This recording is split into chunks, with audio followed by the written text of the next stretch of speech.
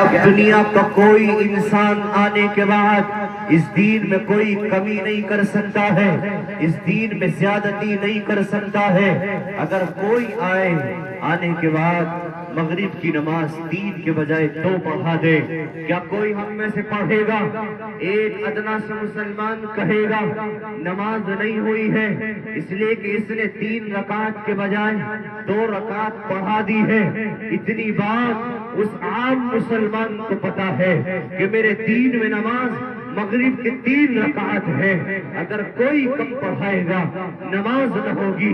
زیادہ پڑھائے گا نماز نہ ہوگی۔ یہ دین کی مضبوطی ہے، یہ دین کا مستحکم نظام ہے جو اللہ تعالی نے آج تک اور قیامت تک جاری اور ساری رکھا رہے گا۔ اس کا استحکام اور اس کی مضبوطی اللہ رب العزت نے قرآن کریم کے ذریعے سے جوڑی ہے۔ جو میں نے آپ کے سامنے قرآن کریم کی آیت تلاوت کی، اس میں اللہ رب العزت ارشاد فرماتا ہے کہ یہ قرآن کریم تمہارے دین کا مستحکم نظام ہے، تمہیں جینے کا سلیقہ دینے والا ہے، تمہارے اسلام کا قانون ہے، تمہارے اسلام کا دستور ہے۔ میرے بھائی، اگر ایک انسان قرآن کو مانے، اسلام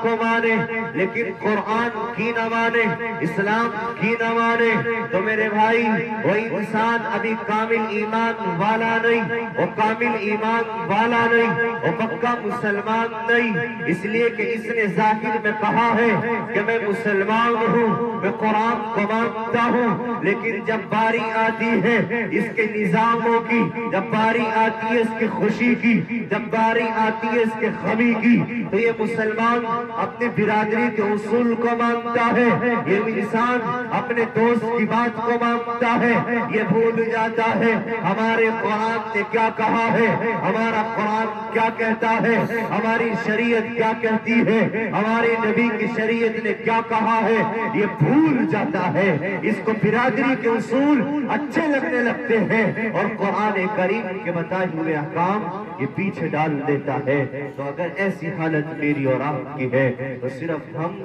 نام کے مسلمان ہیں، ابھی کامل ایمان ہمارا نیا ہی نہیں ہوا ہے، جبکہ ہمارا قرآن کہتا ہے کہ کون مسلمان ہے، کون کامل ہے، کون سے اسلام معتبر ہے۔ اللہ کا قرآن کہتا ہے یا ایھا الذین آمنوا ادخلوا فی السلم کافہ، اے انسانوں، اے مسلمانوں، اپنے قرآن پر عمل کرنے لگ جاؤ، اسلام میں مکمل داخل ہو جاؤ۔ وہی انسان کامل ہے، اسی کا اسلام مکمل ہے جو اپنے مسلمان ہونے کے ساتھ ساتھ اپنے اسلام کو مانتا ہے، ہر غم کے موقع پر، ہر خوشی کے موقع پر، اپنی زندگی کے تمام طریقوں پر جب قرآن کے احکام کو مانے، نبی کی شریعت کو مانے، اپنے تمام اصولوں کو پیچھے رکھے، نبی کی بات کو آگے لائی، برادری کی باتوں کو پیچھے رکھے، نبی کی بات کو آگے لائے، یہی انسان مکمل ہے، اسی کا اسلام مکمل ہے۔ یہ ایسا مسلمان بن گیا ہے کہ اب اللہ رب العزت کے دربار میں جائے گا، وہاں جانے کے بعد اپنے اللہ سے دعا کرے گا، رب تعالی اس کی دعاؤں کے بدولت اس کے گاؤں میں برکتیں اتارے گا، اس کی روزی میں اللہ برکتیں اتار دے گا۔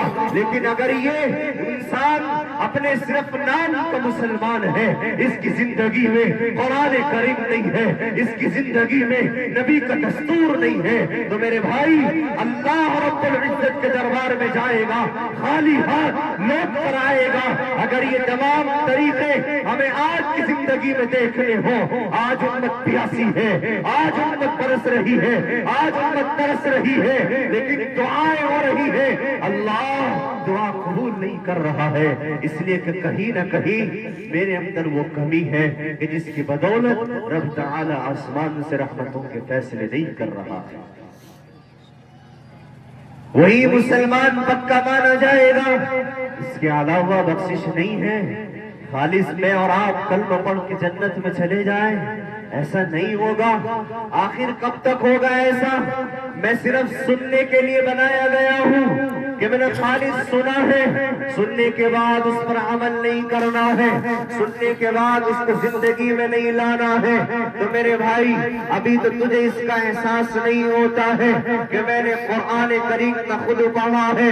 اسلام پر خود عمل کیا ہے، جو قرآن ہمیں ہدایت کا راستہ دیتا ہے، ان ھذا القرآن یہدی، جو ہمیں ہدایت دیتا ہے، جو سیدھا راستہ بتلاتا ہے، جو ہمیں صحیح کام کرنے کا ہنر سکھاتا ہے، طریقہ بتاتا ہے، دانش مندی پیدا کرتا ہے، حکمت عطا کرتا ہے، اس قرآن کریم سے میرا تعلق رہی، میری اولاد کا تعلق رہی، میری بیوی کا تعلق رہی، اس کو پڑے ہوئے سال گزر جاتے ہیں، ابھی رمضان گزرا ہے، نہ جانے کتنوں نے قرآن کریم کی تلاوت کی ہوگی، لیکن ان میں سے ابھی کچھ نوجوان وہ ہوں گے جنہوں نے خالص رمضان کا روزہ رکھا لیکن قرآن کی تلاوت نہ کی، قرآن کریم نہیں پڑھا ہے، قرآن کریم پر عمل نہیں کیا ہے، یہ 20 سال کا جوان ہے، یہ 20 سال کا نوجوان ہے، 25 سال کا جوان ہے، قرآن اس پہ پڑھنا نہیں آتا ہے،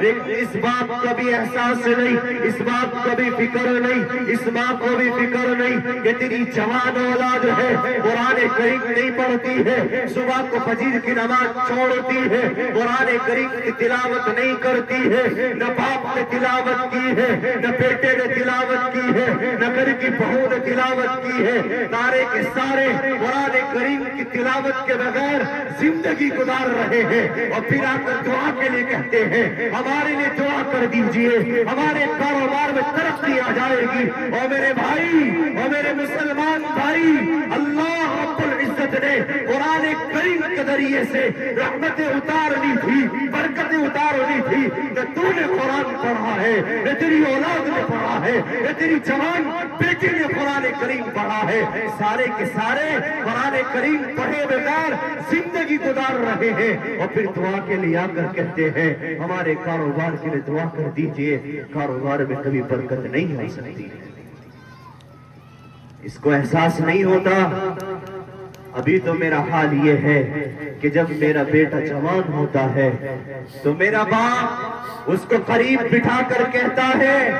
کہ فلاں کی اولاد بڑی ہو گئی،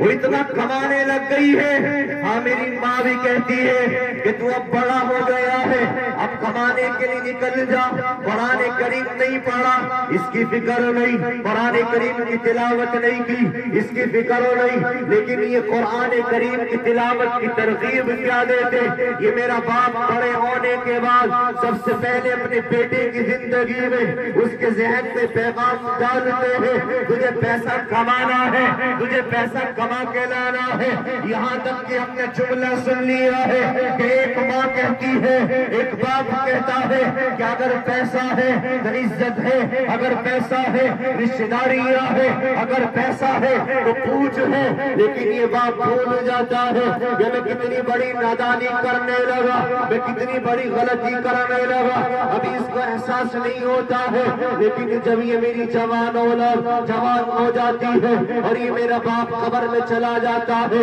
میری ماں قبر میں چلی جاتی ہے، اور جانے کے بعد یہ انتظار کرتی ہے کہ میری جوان اولاد آئے گی، میری جوان اولاد قبر پہ آئے گی، قرآن کریم کی تلاوت کرے گی، سورہ یاسین پڑھے گی، قل هو اللہ احد پڑھے گی۔ یہ جوان اولاد اس قابل بھی نہیں رہتی ہے، ماں انتظار کرتی ہے، باپ انتظار کرتا ہے، ان کی روح تڑپتی ہے کہ میری جوان اولاد آ جائے، قرآن کریم پڑھ کر ایثار ثواب کر دے، لیکن یہ جوان اولاد اس قابل کہاں بنائی ہے کہ تمہاری قبر پہ جا کے سورہ یاسین کی تلاوت کرے، قرآن کریم پڑھ کر ایثار ثواب کرے۔ ہم نے تو ان کی زندگی میں دنیا کو داخل کیا۔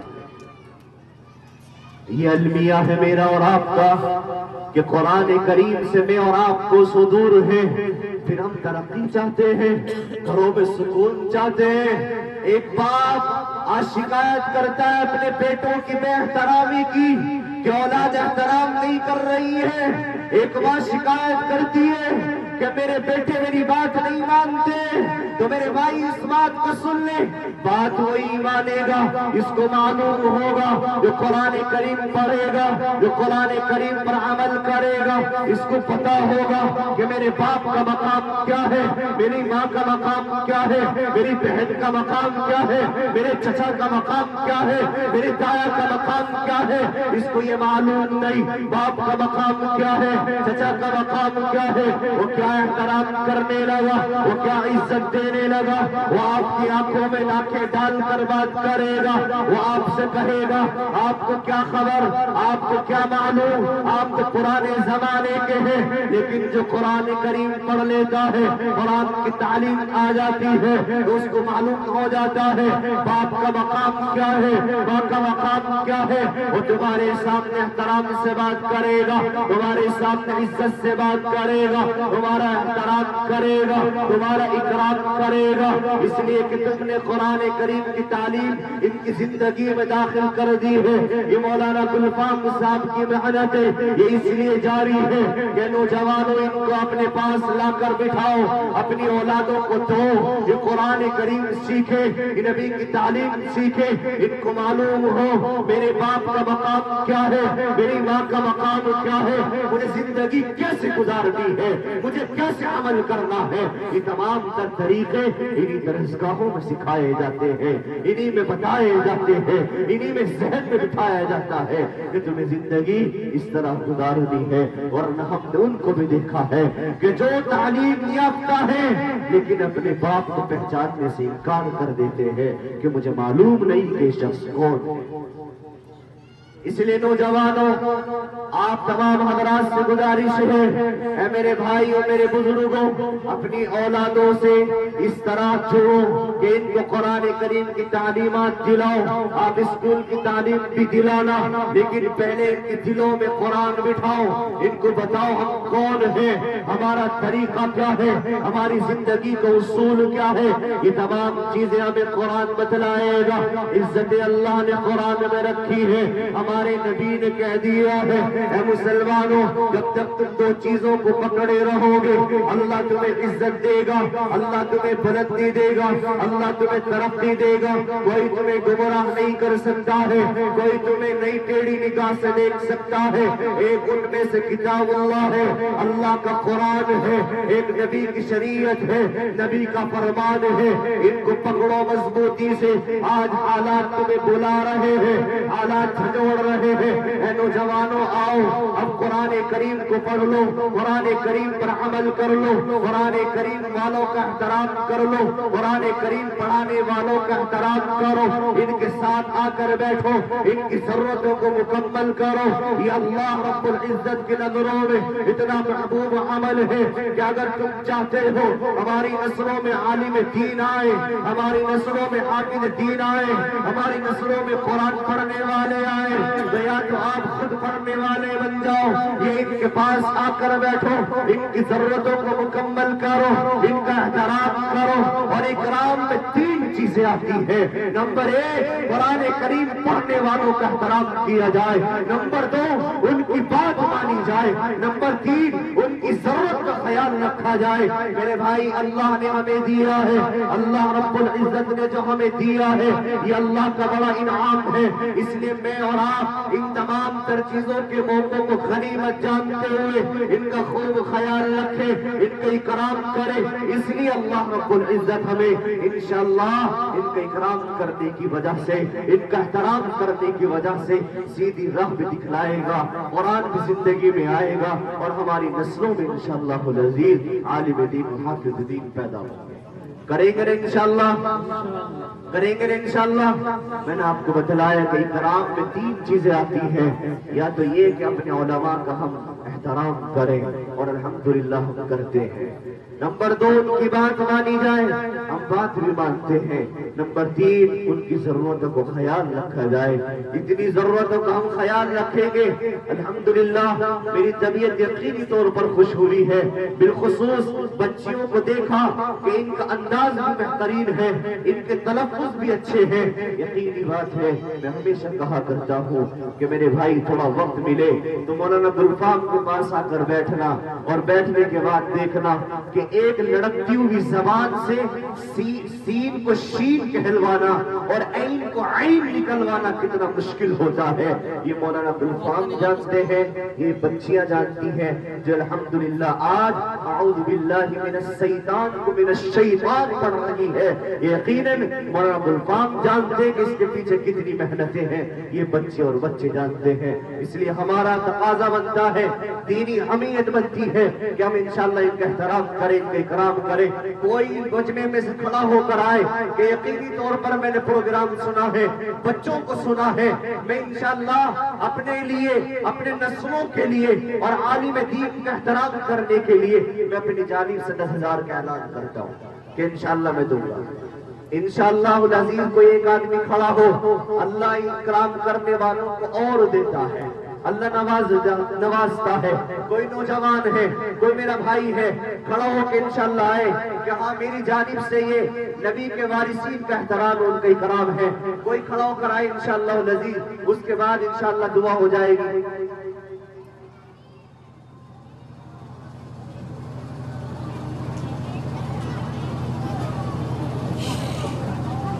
ماشاءاللہ بھئی خوشی کی خبر اور سنائی ہے ماشاءاللہ، اور بڑا دل باغ ہوا یقینی طور پر کہ کچھ مہینوں کے بعد انشاءاللہ آپ اپنے امام محترم کو عمرے کے مقدس سفر پر روانہ کر رہے ہیں۔ رب تعالی آپ تمام حضرات کے کاروبار میں خوب برکت نصیب فرمائے، خوب ترقیات نصیب فرمائے، اور جنہوں نے یہ کوشش کی ہے، پہل کی ہے، اللہ سے دعا ہے اللہ تعالی ان کے تمام پریشانی کو دور فرمائے۔ لیکن میرے بھائی ہم اسی پہ نہیں رکیں گے، کوئی نوجوان الگ میں ملاقات کرنا چاہتا ہو، کوئی دینا چاہتا ہو کہ بعد میں انشاءاللہ العزیز جن بچوں نے اتنا بہترین مکالمات پیش کیے، تقریر پیش کی، ان کے گھر والوں کی بھی ذمہ داری بنتی ہے۔ آپ نے اتنی محنت کر دی کہ ہم قبر میں سو جائیں گے، ہمارے جانے کے بعد یہ بچے اور بچے قرآن کریم پڑھے گی، اتنا اونچا کام آپ نے کر دیا، یہ اتنے ہماری جانب سے ہیں۔ انشاءاللہ العزیز اس کا خیال رکھیں گے۔ رب تعالیٰ سے دعا ہے کہ اللہ تعالیٰ ہمیں اپنے قرآن سے جڑنے کی، اس کو سیکھنے کی توفیق نصیب فرمائے۔ اور بہت شکر گزار ہوں مولانا گلفام صاحب کا، مولانا فیضان صاحب کا، تمام حضرات کا کہ اتنی بہترین محفل سجائی ہے، اللہ تعالیٰ قبول فرمائے، عمل کی توفیق نصیب فرمائے۔ وآخر دعوانا الحمدللہ رب العالمین۔